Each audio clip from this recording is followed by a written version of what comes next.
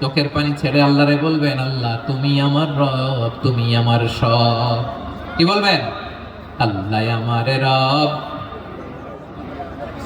সবাই বলুন, আল্লাহ আমার রব। দমে দমে তনু মনে তারি অনুভব, আল্লাহ আমার রব। আল্লাহরে বলেন, আল্লাহ তুমি আমার রব, তুমি আমার সব। আল্লাহ আমি ছাড়া এই জমিনে তোমার গোলামের অভাব নাই, তুমি ছাড়া আমার দ্বিতীয় কোনো রব নাই। এ কথা বলে চোখের পানি ছেড়ে আল্লাহরে স্বীকৃতি দেন, আল্লাহ আমি পাপী। আল্লাহ এই জমিনে আমার চেয়ে বড় পাপী আর কেউ নাই। অজু করে সিজদায় লুটিয়ে পড়ে চোখের পানি ছেড়ে আল্লাহরে পাপের স্বীকৃতি দেন, আল্লাহ এমন কোন জুলুম নাই, গুনাহ নাই আমি করি নাই, সগীরা কবিরা, জেনে না জেনে, ইচ্ছায় অনিচ্ছায়, শিরকি বেদাতি সব গুনাহ করেছি। আল্লাহ আকাশের নিচে জমিনের উপরে আমার চেয়ে বড় গুনাহগার আর কেউ নাই। চোখের পানি ছেড়ে আল্লাহরে বলেন, আল্লাহ আমি ছাড়া তোমার গোলামের অভাব নাই, তুমি ছাড়া আমার দ্বিতীয় কোনো রব নাই, তুমি ছাড়া তো কেউ আমার গুনাহ ক্ষমা করার নাই, তুমি আমার রব, তুমি আমার সব। বলতে পারবেন? এই তাকরীর আমার পটুয়াখালীর ভাইয়া, এই স্বীকৃতিটা দেখতে আল্লাহ বড্ড ভালোবাসেন, কারণ আমরা সবাই গুনাহগার। আমরা সবাই কি? বিশ্বনবী বলেন, কুল্লুকুম খাত্তাউন, হা বানি আদম, তোমরা সবাই পাপী। সবাই কি? সবাই পাপী। আমরা সবাই পাপী। আপন পাপের বাটখারা দিয়ে অন্যের পাপ মাপি। আমরা যে পাপী এটা ভাবতে মনে চায় না কারো, খালি অন্যের পাপ দেখি আমরা, এটা ভুল। ওর এই পাপ, ও পাপী, ও জালেম, ও জাহান্নামী, এরকম একটা টেন্ডেন্সি। আমার যে কি হালাত এটার খেয়াল নাই। খেয়াল করতে হবে যে আমি সবচেয়ে বড় পাপী, ঠিক কিনা বলেন? পাপ করি না এমন কেউ আছি? হ্যাঁ আছি। কেউ না জানলেও জানে কি আমার পাপের ঘটনা? পৃথিবী না জানুক আমি তো জানি, আমি কি পাপ করেছি। হায় ও আমার কলিজার টুকরা ভাইরা, মাথাটাকে নিচু করে জীবনের সব গুনার ফিরিস্তিগুলো একটা একটা করে স্বীকার করে আল্লাহরে বলেন, আল্লাহ আমি পাপী। আল্লাহ আমার চেয়ে বড় পাপী এই দুনিয়াতে কেউ নাই। আকাশের নিচে জমিনের উপরে আমার চেয়ে বড় পাপী কেউ নাই। একটা একটা করে আল্লাহ স্বীকার করি আমি পাপী। সব পাপের স্বীকৃতি দিলাম।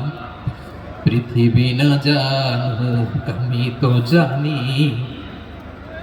আমি কি পাপ করেছি।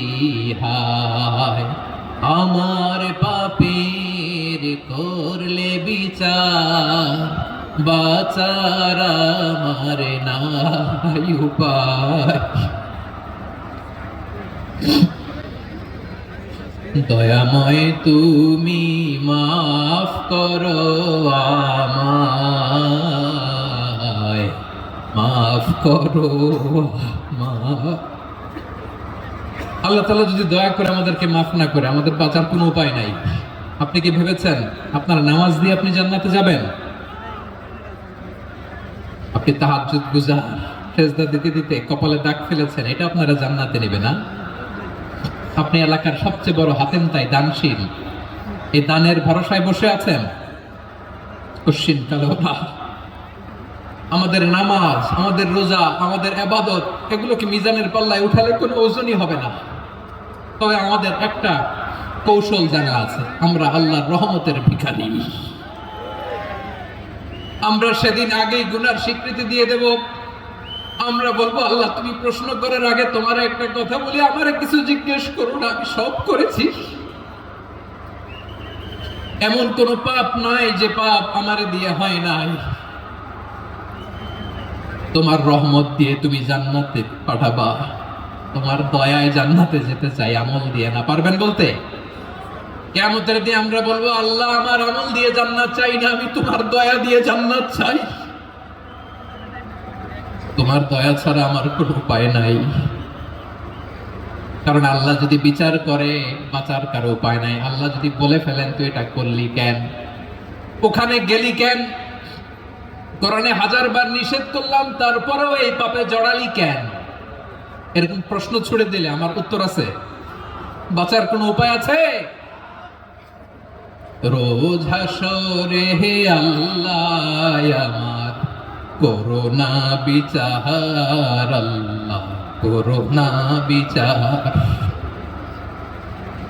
বিচার চাহি না তব দয়া চাই, এ গুনাহগার করোনা বিচার। আপনার আমল দিয়ে জান্নাতে যাবেন? কি দিয়ে যাবেন? আল্লাহর দয়া দিয়ে। আল্লাহর রহম আর দয়া ছাড়া কেউ জান্নাতের চেহারাও দেখতে পাবে না। আমার প্রিয় ভাইরা, এই দোয়া আল্লাহর কাছে পছন্দনীয় হওয়ার কারণ তিনটা। দোয়ার প্রথম অংশে আছে তাওহীদ, আল্লাহর একত্ববাদের ঘোষণা। এই দোয়ার দ্বিতীয় অংশ আছে তাসবিহ, আল্লাহর প্রশংসা সূচক বাণী। এই দোয়ার 3 নাম্বার অংশ পাপের স্বীকৃতি। তাহলে আমরা সবাই গুনাহগার। আমরা আল্লাহর কাছে পাপের স্বীকৃতি দিয়ে বলবো, ও আল্লাহ ইন্নী কুনতু মিনাজ জালিমিন, আমরা জুলুম করেছি, পাপ করেছি, অন্যায় করেছি, আল্লাহ বুঝতে পারি নাই। শয়তানের ওয়াসওয়াসায় পড়ে, বন্ধুর পাল্লায় পড়ে, নফসের খায়েশ মিটাতে যে আল্লাহ করে ফেলেছি। তুমি গুনাহ না মাফ না করলে আমাদের গুনাহ মাফ করার দ্বিতীয় কেউ নাই, ঠিক কিনা বলেন? এভাবে অনুতপ্ত হয়ে যদি আল্লাহর কাছে দোয়া করেন, দেয়ালে পিঠ থেকে গেছে, কোন রাস্তা নাই বের হওয়ার, ওই মুহূর্তেও আপনাকে বিপদ থেকে উদ্ধার করবে কে? বিশ্বনবী চরম বিপদে পড়লে দুটা দোয়া পড়তেন। প্রথম হলো এটা, লা ইলাহা ইল্লা আনতা সুবহানাকা ইন্নী কুনতু মিনাল জালিমিন। এই দোয়াটা আমরা বেশি বেশি পড়ব প্রিয় ভাই। রাজি আছেন? সবাই আওয়াজ করে পড়ুন ইনশাআল্লাহ। আমার প্রিয় ভাইয়েরা, বিপদে পড়লে বিশ্বনবী আরো একটা দোয়া পড়তেন, লা ইলাহা ইল্লাল্লাহুল আযীমুল হালিম, লা ইলাহা ইল্লাল্লাহু রাব্বুল আরশিল আযীম, লা ইলাহা ইল্লাল্লাহু রাব্বুস সামাওয়াতি ওয়াল আরদি ওয়া রাব্বুল আরশিল কারীম। এই যে বললাম, রেকর্ড হয়ে গেছে। এখন তো আর ইনস্ট্যান্ট মুখস্থ না হলো, পরে মুখস্থ করে নেবেন। আল্লাহ ছাড়া কোনো উপাস্য নাই, তিনি সমহান, মহা সহিষ্ণু। আল্লাহ ছাড়া কোনো উপাস্য নাই, তিনি সমহান, আরশের অধিপতি। আল্লাহ ছাড়া কোনো উপাস্য নাই, তিনি আকাশের মালিক, জমিনের মালিক, তিনি সুবিশাল আরশের অধিপতি। সুবহানাল্লাহ পড়েন। এই দোয়াটা কেউ যদি পড়ে যদি আর ওসিলা করে দোয়া করে, তাকে বিপদ থেকে মুক্তি দেয় কে? মনে থাকবে আপনাদের? তাহলে বিপদের প্রথম ধাক্কায় কি যেন পড়তে হয়? ইন্না লিল্লাহ।